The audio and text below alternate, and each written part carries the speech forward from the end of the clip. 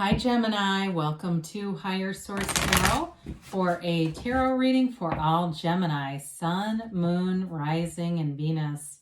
If you're new to the channel, welcome to you. I post new readings every Friday, then again on Monday. So if a reading doesn't fit, don't ever try to force it. Just come back in a couple of days and watch a new reading. You can also look around on Mondays because the style of reading is different every week. So one week I do a pick a card reading. 1 week is a love reading. Back in August did a 4-month predictive reading. Those are always fun to watch. So anyway, there's lots of variety here, and thank you to all of you for your support. I love you. I send you positive energy every single day, and we're connected. I love tarot too. So if you love tarot like I do, or even if you just like it, I would love to invite you to subscribe to Higher Source Tarot. All right, what advice do you have for Gemini, Sun, Moon, Rising, and Venus? What does Gemini need to know, please, for the highest and best good? Let's do one more. There we go. All right, so we'll begin here, excuse me, with a tarot card reading. Then we'll have an Angel Answers Oracle card reading as well. Whoops, we got these together. All right, the Two of Pentacles and the Wheel of Fortune. The Eight of Swords and the Seven of Cups. The Four of Wands, the World. Oh, nice. The Queen of Wands and the Queen of Swords. I don't know why, but I had a feeling that was going to come out for you. I just did. Anyway, so I like to see that here. You and your own energy. Well, we love the Wheel of Fortune and the World together. The brand new cycle. It's moving in your favor. You're going to have a fortunate turn of events. So if there's been something that's felt restricted, like I feel like there's a lot of people around you that are creating indecision, things are going to move forward. Especially if you are feeling impatient with it, like it's somebody else who can't make up their mind, I feel like your communication is going to be key in this. I do see a relationship here. So it could be something if you're already in something, maybe you're looking to move in together or, do something collectively here. It feels like you're the one that's sort of the communicator down here. So the Two of Pentacles, he's having fun, but you see all the wavy water in the back. Those boats are like being slammed around. The indecision is creating a lack of harmony and vibration to some extent. I mean, he looks like he's having fun, but it's still a juggling act. It's still kind of a wild energy around him. And so it's hard to feel completely centered when you're in this. Now, it may also indicate that you are taking on a lot of different activities. Be discerning about that. Don't just say yes to everything, because you can get into an energy of Eight of Swords if you've taken on too much and then you can't figure out how to manage your time, how to get everything in too that you want to do. That might be part of it as well, with that Eight of Swords showing up here. So with the Wheel of Fortune, it's a very layered card. It's a card, it's interesting because you have it here twice. Too bad you don't have the Sun. That would have been cool too. But, these two are representative. The Wheel and the Wreath of Victory here are representative of a portal into the divine. So there's always spiritual essence in these cards. It is very esoteric, yes, but there's always symbolism. So when we look at this, there's definitely an energy here of a commitment that moves forward. There's love, there's freedom, there's happiness. Okay, it's like everything you wanted is right here. It's right at your fingertips. So with the Wheel of Fortune, you've got this wheel that turns and moves things forward, but on top of the wheel represents here, this can be your higher self or your higher mind. It's unbothered by the spinning of the wheel. You've got stability here because you're connected to source.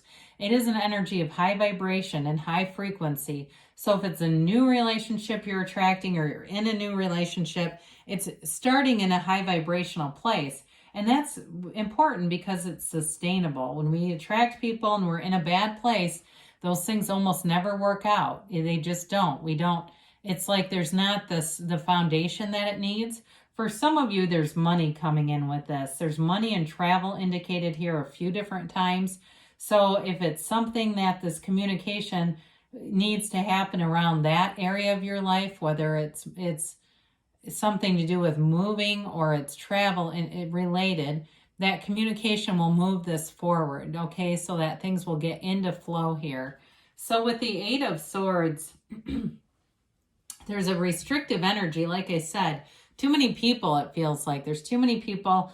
So if it's an institution that you're dealing with and there's all these different people coming into play, that's part of the problem. Maybe it's good to find a point person to communicate with, because it's like there's not communication between them for whoever that's for. And that may only be one person here. But with the Eight of Swords, it's too much thinking too. And so it becomes a self-imposed prison. This is what we often talk about, the committee meeting in the mind that never goes anywhere. It's a committee that never gets anything done. It's just too much thinking and kind of being on that hamster wheel. But the good news is, I say this sometimes, I never want to offend anyone. I say it about myself too. If I'm not the problem, there is no solution. So the good news is it's a self-imposed prison. She can walk free of it any time. It's restrictions based on thinking and trying to analyze and overthinking. So with the Seven of Cups, you do have options showing up here. You've got lots of different choices, and it's all about using your discernment. So that's why with some of the busyness that's here, that meditation is important, to be connected and quieted down, because when we try to make decisions and the head is full of noise, we can sometimes be impulsive with it and just kind of pick anything. I do feel like somebody feels a little bit of pressure. Like the word impulsive, I feel like is germane to one of you. Not doing things impulsively because somebody else, some of these Eight of Swords, peanut gallery swords, are putting on pressure. You may have to communicate that you need time to look at something, whether it's paperwork or evaluating a situation. You may find you ask for, I know it sounds like a strange thing when things are moving forward, but that may be it too, for some of you. So with the Four of Wands, you've got manifestation happening. The Four of Wands symbolizes manifestations in the 3D world. It's a wedding, obviously. It's a Hindu wedding ceremony. And they come out celebrating. They're happy. So there's a successful conclusion here as everything evolves and comes together. The fours are all about order and being accurate. They're kind of taking an inventory for some of you, but there's freedom in this. So whatever it is, it's leaving from something that was restricted into this open vista. It is a card of synchronicities too. So some of you may find you see things like maybe it's a house and it's the address of the house, or it's somebody you're dealing with and you keep hearing their name everywhere, or reading it in print, things like that. Those synchronicities that tell you the universe is trying to interact with you and bring in what you want. And speaking of what you want, you're getting it right here. So the world is that new phase. It's really the conclusion, though. It's that climax of all the other major arcana. The major arcana symbolize experience that you need to have, that your soul needs to have here. This is complete mastery. It's self-mastery. It also is about seeing the world. So again, if it's travel that you're trying to figure out here with the Wheel of Fortune in the world, it does move forward because the world is all about success. This is not a new cycle that brings in giving up and defeat and introduces failure to the soul. Those come in way earlier. The world is all about really being in synthesis, being in flow with everything that you want. So you'll find you'll manifest really easily with this energy. And it's that exciting feeling when you know you're getting something. And, you know, if it's a car or a trip, again, that excitement when you know you're going to a new place and you just can't wait because you know it's happening. So with the world, it is an energy of feeling happy, joyous, and free. There's no restriction here. She completely accepts who she is, situations around her, and she's like, it's that paradox I talk about, let go to receive. Okay, so you'll be in a place of receiving very easily in this energy. So the Queen of Wands, we also love her. She is a very attractive queen. So in a relationship, she brings in great passionate energy. She brings in that chemistry too. So we talked a little bit about, you've got marriage cards here, you've got a relationship here, and it's a passionate one. It's an energy that evolves with the Queen of Wands.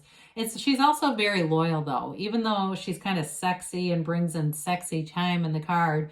She doesn't, this is not somebody that's going to cheat on you. It's really a loyal energy. It's an energy too where I feel like she's a real go-getter. So if it's not a relationship for you, and this has to do with moving your career forward, that kind of thing, you've got two boss babes here, and it doesn't matter if you're a man, okay? We say that loosely because there's really no gender in the tarot. They're in charge though. The Queen of Wands and the Queen of Swords are definitely in charge kind of energies. So here's your communication. You've got clarity and quick wit and an ease for getting to the point. The Queen of Swords will do the job for you. However, it is your energy, so it's also you doing the job, right? The Queen of Swords uses her past experiences to, to make good decisions easily. So there's really no uncertainty. If there was a restriction with the Eight of Swords, the Queen of Swords comes in and cuts those bandages right off. The other thing about her, the symbolism here with that upright sword is similar to justice. It indicates a successful conclusion. So whatever it is that you need to wrap up, that you need communication and you need moving forward, you've got it all right here. So you've got a wonderful reading here for you today, Gemini. Let's see about the angel answers. The easier, softer way are the oracle cards. The tarot always gets right to the point, and sometimes in a way that we don't always want to hear. The ego, the mind doesn't want to hear it. The soul could not care less because the soul doesn't harbor fear the way the ego does. So let's see here. About this timeline. All right, you've got abundance, okay? So definitely things are moving forward in your favor, bringing in any money or resources that you need. They do say ask for help from others, and especially with that Queen of Wands being here, you've got it symbolized a few different times in the cards, having helpful people around you. So that may be part of this too. The situation will improve. Well, whatever the Eight of Swords is it's pretty minuscule energy in comparison to the rest of the cards that are here in the near future. So if you felt restricted, you're going to be feeling free sooner than later because you have don't stop. So you're on the right path, Gemini. Good things are on the way for you. I love you, and I'll be back again soon.